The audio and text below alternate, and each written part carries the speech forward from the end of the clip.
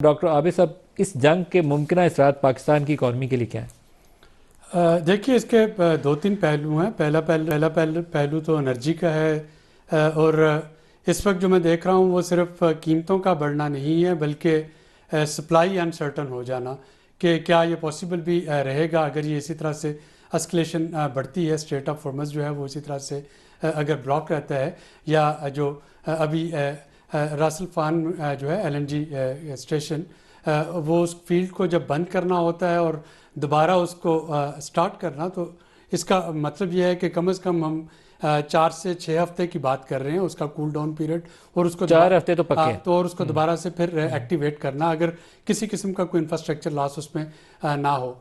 یہ تو کچھ انڈائریکٹ لاسز ہے۔ اگر ہم ڈائریکٹ لاس کی بات کرتے ہیں تو دیکھیے $10 پر بیرل اگر اضافہ ہوتا ہے تیل کی قیمتوں میں، تو پاکستان میں آج کے ریٹ کے حساب سے $280 اگر ڈالر کو لیں تو یہ $18 پر لیٹر سیدھا اضافہ ہے۔ ایک بیرل میں 159 لیٹر ہوتے ہیں، اور اگر $10 پر بیرل بڑھتا ہے تو اس کا مطلب ہے $18 پر لیٹر تو ہماری کاسٹ آف پرچیز پر جو ہے وہ بڑھ جاتی ہے۔ ابھی جو $55 اضافہ ہوا، اگر میں اس کو پچھلے 3 ہفتوں کے ٹوٹل اضافے کو دیکھوں تو گو کہ پاکستان میں 20% اضافہ سب سے زیادہ اضافہ ہے۔ اس کے بعد ایجپٹ نے 17% اضافہ کیا تھا، لیکن اگر ہم آج کے ریٹ کے حساب سے دیکھیں تو ابھی بھی پاکستان جو ہے وہ اپنی پروکیورمنٹ پرائس جو اس کی ہوگی فیوچر کے سودوں سے، اس سے بہت پیچھے ہے، اور میں دیکھ رہا ہوں کہ عید کے بعد ہمیں اس میں مزید اضافہ کرنا پڑے گا۔ اب یہ تو کنزیومر کے لیے لاس ہے۔ گورنمنٹ کے لیے جو اس وقت ایک لاس کی سچویشن ہے وہ یہ ہے کہ اگر $105 پیٹرولیم لیوی، اس پہ $35 ٹیکس اور $2.5 کاربن ٹیکس، اگر IMF کے ساتھ ریونیو ٹارگٹ پورا کرنے کے لیے وہ بھی اس میں شامل کرنا ہے، تو پھر تیل کی قیمت اتنی اوپر چلی جائے گی کہ لوگ سڑکوں پہ آ جائیں گے، اور حکومت اپنی جو پاپولیرٹی ہے وہ کھونا شروع کر دے گی۔ تو نہ صرف یہ کنزیومر کے لیے پینفل ہے، یہ گورنمنٹ کے لیے بھی بڑا in painful terms of foreign exchange بھی ایک پرابلم ہے۔ In terms of foreign exchange اضافی فارن ایکسچینج نہیں ہے ہمارے پاس، وہ ایک علیحدہ سے اس میں پرابلم ہے۔ آپ کا ریمیٹنسز جو ہیں، کیونکہ یہ پیک ٹورزم سیزن ہے گرمی شروع ہونے سے پہلے، UAE کا، قطر کا، اب وہاں پہ جو ایئر لائن کا جو اس وقت کرائسس چل رہا ہے، وہاں پہ جو ایکسپیٹ سارے بھاگ رہے ہیں، آپ دیکھیں کہ جو اس وقت اس جنگ کے وکٹم بنے ہیں وہ سارے ایکسپیٹ ہیں، اور میجورٹی پاکستانیز ہیں۔ آپ تو خود بھی دوحہ میں پھنس گئے تھے جانے کے میں بعد، خود بھی وہاں تو پہ، پھر آپ دوحہ سے کیسے نکلے وہاں سے؟ مجھے پھر بائی روڈ جو ہے وہ دوحہ سے دمام، اور دمام والی ایئر سپیس بھی بند تھی، پھر دمام سے بائی روڈ مکہ، اور یہ تقریباً کچھ 24 گھنٹے کا سفر بن جاتا ہے۔ لیکن اس وقت جو بارڈر ہے دوحہ سے سعودی عرب کا بارڈر، اس پہ جو ایکسپیٹس کی اور جن لوگوں کے جانے والوں کی لائنیں لگی ہوئی ہیں، وہاں پہ آپ کو گھنٹوں لگ جاتے ہیں، اور یہ بڑی سنگین قسم کی سچویشن ہے۔ میں جو 5-6 روز جو دوحہ میں تھا تو سوائے ایکسپیٹس کے جو ڈیلیوری رائڈرز تھے، اور وہی بدقسمتی سے وہ میزائل کے انٹرسیپٹرز کے جو ٹکڑے ہیں ان پہ آ کے گرتے ہیں میزائل کے، سوائے ان کے آپ کو لوکل جو ہے وہ کوئی خال نظر آتے ہیں۔ یہ پینک کا یہ عالم ہو چکا ہے کہ آپ کو کوئی پتہ نہیں کہ کس وقت آپ کے سامنے کہاں سے جو شیلز جو ہیں وہ گرنا شروع ہو جائیں۔ تو یہ جو ایک شیٹر ہوا ہے مڈل ایسٹ پہ، پوری دنیا کا ٹرسٹ، اور مڈل ایسٹ کا ٹرسٹ جو ہے وہ امریکن سیکورٹی پہ اور انرجی سپلائی کا جو ہے، یہ ساری چیزیں مل کے پاکستان جیسے ممالک کی اکانومی پہ ان دا لانگ ٹرم کافی اثر ڈالیں گے۔ ابھی ہم نے فرٹیلائزر کی بات نہیں کی، جو میں سب سے بڑا کرائسس دیکھ رہا ہوں گرمیوں میں۔ اگر آپ کی گیس کی سپلائی نہیں ہوتی ہے تو اس کا مطلب ہوگا کہ آپ کو جو لمیٹڈ گیس ہے وہی آپ کو فرٹیلائزر پلانٹس کو بھی دینی ہے، وہی پاور پلانٹس کو بھی دینی ہے، وہی ڈومیسٹک کنزیومر کو بھی دینی ہے، اور جو اس کے نتیجے میں جو آپ کی فرٹیلائزر ہے اس کا ریٹ آسمان پہ پہنچ جائے گا۔ ایران جو ہے وہ ایک میجر سورس تھا فرٹیلائزر کے لیے، اور قطر کی گیس جو ہے وہ ایک میجر سورس تھا ہمارے فرٹیلائزر پلانٹس کے لیے۔ تو یہ لیگ افیکٹ کے ساتھ جو ہماری STPI کی اپنی ریسرچ ہے، ہمارا یہ خیال ہے کہ انفلیشن جو ہے اس میں کم از کم اچھا، انفلیشن کو بھی ڈسکس کرتے ہیں۔ ہم نے وہ ڈاکٹر شہزاد نے اس پہ ایک رپورٹ بھی لکھی ہے پائٹ کی جانب سے، ان کو ساتھ لیتے ہیں، اس کو ڈسکس کرتے ہیں۔ سر، کیا مہنگائی کے اوپر اثرات مرتب ہوں گے یہ جو تیل کی قیمتیں اور بحران ہے ایران کی جنگ کے بعد؟ Thank you very much ji for inviting me. پائٹ کے بہاف پہ میں آپ کا شکریہ ادا کرتا ہوں، آپ نے بات کرنے کا موقع دیا جی۔ اس میں بنیادی جو انفلیشن ہے دیٹ از ویری سینسٹیو، جو انٹرنیشنل آئل پرائسز ہیں اس کے ساتھ سینسٹیو ہے جی، یہ کافی زیادہ. لیکن اس کا جو امپیکٹ ہے ٹورڈ سی پی آئی انفلیشن، اس پہ ڈپینڈز کہ گورنمنٹ اس کو مارکیٹ پرائسنگ کس طرح سے ڈٹرمن کرتی ہے. لائک فوری امپیکٹ پاس آن نہیں کرتی تو اس کی فیوچر میں امپلیکیشن جو ہیں وہ ملٹی فولڈ ہیں.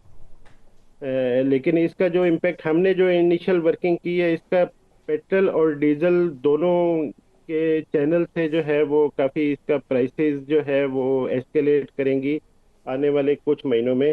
لائک اگر ہم مائلڈ بات کرتے ہیں تو مائلڈ میں یہ 1.78% جو ہے وہ بیس لائن سے اس کی انکریز ہے، سرٹنلی مینیجیبل ہے. لیکن جس طرف چیزیں جا رہی ہیں پاسبلی یہ مینیجیبل شاید نہ رہے.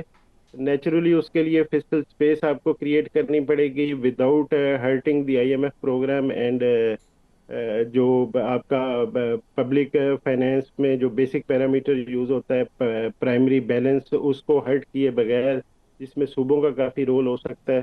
تو بنیادی طور پہ انفلیشن کا جو امپیکٹ ہے وہ یہ 12 سے 13% تک جو ہے وہ جا سکتا ہے. اور ان سم کیسز جہاں پہ اگر ایکسچینج ریٹ جو ہے وہ ڈسٹربنس ہوتی ہے تو اس کو آپ زیادہ بھی ایکسپیکٹ کر سکتے ہیں. لیکن یہ سلولی ہوگا آنے والے 1 سے 6 مہینوں کے بیچ میں جی.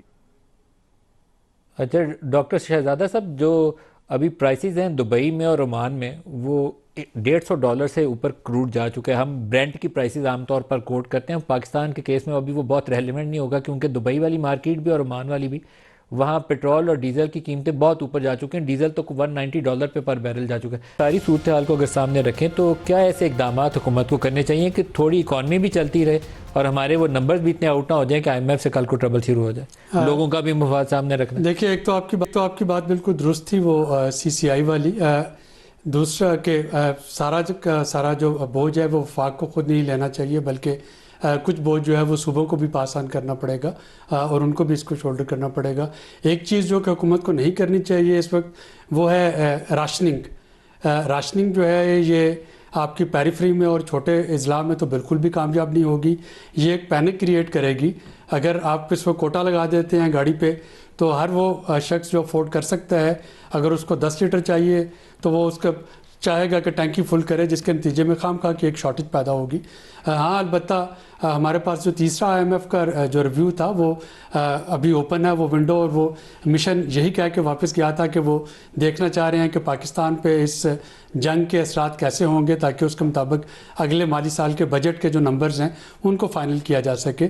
تو یہاں پہ تھوڑا سا اگر جو ہے اکنامک ڈپلومیسی سے کام لیا جائے اور پی ڈی ایل کو مؤخر کروا لیا جائے کچھ مہینے کے لیے، تو پھر حکومت کے پاس اتنا کوشن ضرور ملے گا کہ 150 روپے کے قریب جو ڈیوٹیز ہیں، اگر وہاں سے تھوڑا کوشن مل جائے، تھوڑا سا امپیکٹ پاس آن کر دے تو گزارا چلتا رہے گا. لیکن آپ پی ڈی ایل کو بھی آئی ایم ایف سے کم کروانا چاہیں گے نا، تو وہ بولیں گے کہ ایکسپینڈیچرز کم کرو. وہ تو اس وقت صوبوں کو جتنا بھی ڈیولپمنٹ بجٹ ہیں اور وفاق کے بھی، ویسے بھی وفاق اپنا پی ایس ڈی پی کبھی بھی پورا خرچ نہیں کرتا. صوبوں کو بھی اس وقت روکنا پڑے گا کہ وہ فریز کر دیں اس کو فریز کر دیں. ایک ایسے آپ کے پاس بفر کریٹ ہو جائے کہ آپ کم از کم 6 مہینے کے لیے آگے چل سکے. چونکہ مجھے اس کا جو ایک اور بڑا خدشہ نظر آتا ہے وہ یہ ہے کہ اگر جیسے آج سعودی وزیر خارجہ نے کہا کہ ریڈ لائن کراس کر دی ایران نے اور اب وہ کچھ کرنا چاہیں گے، اگر پاکستان سے کچھ ایکسپیکٹیشن ہوئی سعودیہ کی اور وہ ظاہر ہے کہ ہم پوری نہیں کر پائیں گے بہت سی وجوہات کی بنا پہ،